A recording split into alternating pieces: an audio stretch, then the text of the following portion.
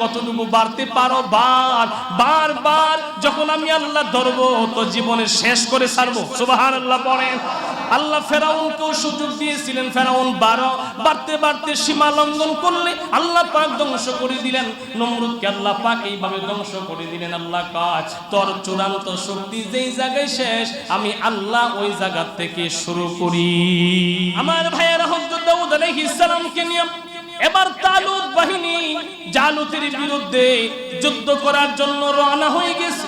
রণাঙ্গনে যাওয়ার পরে তালুত যখন নাকি জালুতের কাছে চিঠি পাঠাইছেন, পত্র পাঠাইছেন, অমুক মাঠের মধ্যে তোমার সাথে সামনাসামনি যুদ্ধ হবে, লড়াই হবে, রণাঙ্গনে চলে আসো, পুরাপুরি প্রস্তুত নিয়ে আমরা চলে আসছি, তুমি চলে আসো।